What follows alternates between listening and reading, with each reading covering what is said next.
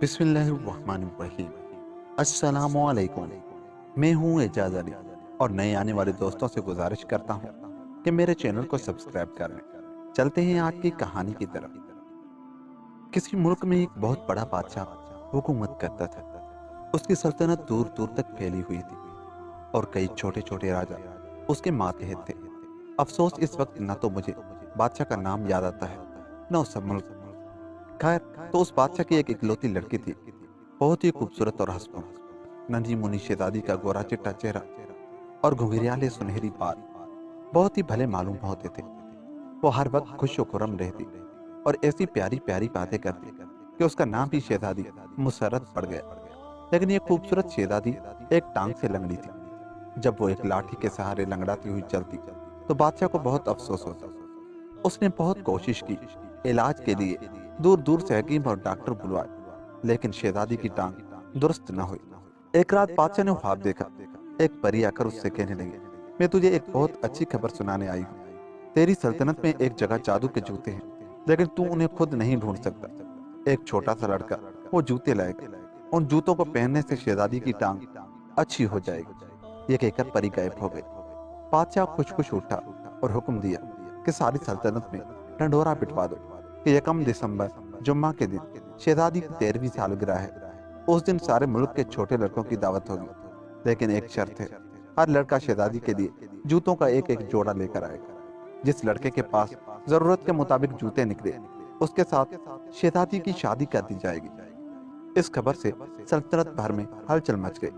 जल्दी जल्दी अजीब गरीब जूते बनाए जाने लगे। सब लड़के बड़ी कोशिश से जूते ढूंढने और बनवाने लगे। हर एक दिल में कहता था कि शायद मेरी ही किस्मत जाग उठे। शहर से कुछ फासले पर एक जंगल था। वहाँ एक बहुत ही गरीब लड़का था। उसका नाम तो था कामगार, मगर खाने को रोटी भी नसीब न होती थी। सारा दिन जंगल में रहता था, नारे और बेर खाकर पेट भर लेता और रात को वहीं खोखले दरख्त में पड़कर सो रहता। उसने उम्र भर पैसे की सूरत तक न देखी थी, इसलिए उसके पास जूता तो कहाँ से आता। कपड़े भी फाटकर चीथड़ा हो रहे थे। लेकिन वो सोचने लगा, और मुझे कहीं से जूते मिल जाएं तो एक बार तो जरूर बादशाह की दावत में जाऊं। वो ये सोच ही रहा था कि उसके कान में खटखट की आवाज पड़ी। हैरान होकर इधर उधर देखने लगा। कुछ दूर पर एक परी नजर आई, जो संदल के एक दरख्त के नीचे बैठी छोटे छोटे खूबसूरत जूते गांठ रही थी। कामगार ने सुन रखा था कि अगर कोई मोची परी नजर आए तो उसकी तरफ नजर जमाकर देखते रहना चाहिए, नहीं तो वो फौरन गायब हो जाती है।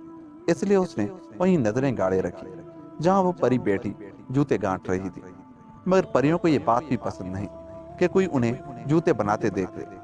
बात असल में यह है कि परियां जमीन में जिस जगह अपनी दौलत गाड़ कर रखती हैं, वहीं बैठकर जूते गांठती रहती है। कोई जूते गांठने देख ले तो परियों को अंदेशा हो जाता है कि कहीं ये हमारी दौलत न उड़ा दे। इसलिए जब कामगार परी के पास जाकर बातें करने लगा तो वो बहुत नाराज हुई। झुंझलाकर बोली, कमबख्त, तू कहाँ से आ मरा? अभी इतने बहुत जूते मरम्मत करने को पड़े हैं, नया एक भी तैयार नहीं हुआ, ऊपर से तू आन धमका। कामगार ने कहा, मुझे शहजादी की दावत में जाना है और उसके लिए जूतों की एक जोड़ी ले जानी है। मुझे यकीन है कि तुम्हारे बने हुए जूते दुनिया भर के जूतों से अच्छे होंगे। बस मुझे एक अच्छा सा जोड़ा बना दो। मेरे पास दाम देने को पैसे तो है नहीं, लेकिन तुम्हें जरूर कोई ऐसी तरकीब मालूम होगी जिससे किसी तरह मैं तुम्हारी मेहरबानी का बदला दे सकूं। ये सुनकर परी बोली, तू बड़ा कोई का है, इस तरह बात करता है कि डांटने डिपटने को भी जी नहीं चाहता। अच्छा सुनो, सामने के जंगल में जादू के कमल उगते हैं। अगर तुम मुझे 3 कमल वहां से ला दे तो मैं तेरे लिए जूतों की जोड़ी का बंदोबस्त कर दूंगा। कामगार ने पूछा, कमल कैसे होते हैं? लेकिन परी ने कुछ जवाब न दिया। चुपचाप बैठी अपने काम करती रही, जैसे किसी ने मुंह सी दिया हो। बेचारा कामगार ना उम्मीद होकर जंगल की तरफ चला। रास्ते में उसे एक हंस मिला जिसके पांव में कांटा चुभा हुआ था।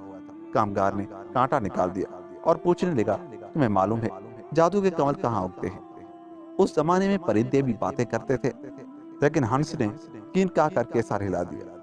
गोया कहा कि हमें कुछ मालूम नहीं। कामगार और भी उदास और नाउम्मीद हो गए। आगे चला तो एक गिलहरी मिली। वो शिकारी के जाल में फंसी हुई तड़प रही थी। कामगार ने गिलहरी को जाल से छुड़ाकर पूछा, तुम्हें मालूम है जादू के कमल कहाँ उगते हैं? अफसोस के गिलहरी को भी कुछ पता न था। उसने भी चिक चिक करके सर हिला दिया। इतने में एक भूखा उकाब किसी जानवर पर झुकटा और झट उसे पंजों में दबोच लिया। बेचारा नन्हा सा जानवर उसका मुकाबला क्या करता, चींची करने और तड़पने लगा। कामगार ने एक ढेला उठाकर जोर से उकाब के दे मारा और शोर मचाने लगा। उकाब घबरा कर उड़ गया और एक जंगली कबूतर उसके पंजे से छूटकर कामगार के सामने आ गिरा। कबूतर अधमुआ सा हो रहा था। कामगार ने उसे उठाकर अपने सीने से लगा लिया। जब गर्मी पहुंचने से उसको जरा होश आया तो कामगार ने दरख्त पर चढ़कर कबूतर को उसके घोंसले में रख दिया। इस कबूतर की बुढ़िया माँ घबराई हुई इधर उधर उड़ती फिरती थी। कामगार ने उससे पूछा, तुम्हें मालूम है जादू के कवल कहाँ उगते हैं? कबूतरी गुटरगू करती उड़ी और 2-4 मिनट में वापस आ गई। उसकी चूंच में कवल के 3 फूल थे, एक सुनहरी, दूसरा चांदी जैसा सफेद और तीसरा लाल रंग का। उसने तीनों फूल कामगार को दे दिए और फिर गुटरगू करने लगे। कामगार फूल पाकर खुश खुश परी की तरफ चला। खुशी के मारे इस कदर मुसरत हो रहा था कि उसे मालूम भी न हुआ कि उसके तीनों दोस्त हंस, गिलहरी और कबूतर उसके साथ साथ आ रहे हैं। परी वहां ना थी, थोड़ी देर के लिए कहीं उठकर चली गई थी और उसकी गैर हाजिरी में तो चोर उसका खजाना लूट रहे थे। चोर के दिल में हर वक्त ये धड़का लगा रहता है कि कोई आ न जाए। वो गौर से इधर उधर देख रहे थे। इतने में कामगार नजर पड़ा। उसे अकेला देखते ही दोनों उस पर झपट पड़े। उन्होंने तो उसी वक्त कामगार का खात्मा कर दिया होता, लेकिन हंस ने बढ़कर दोनों के पांव पर इस जोर से ठूंगे मारी कि दर्द से बिलबिला उठे। फिर गिलहरी ने झपट कर उनके हाथ काट खाए। इतने में कबूतरी आकर उनकी आंखों के सामने फड़फड़ाने लगी, जिससे उनको कुछ सुझाई न देता था। वो बहुत घबराए कि ये किन मुसीबतों ने आ लिया। इधर ऊपर से परी भी आ पहुंची। वो उन्हें देखते ही लाल पीली होकर बोली, शैतानों, खैर चाहते हो तो तुम दबा कर भाग जाओ, वरना अभी तुमको पत्थर बना दूंगी।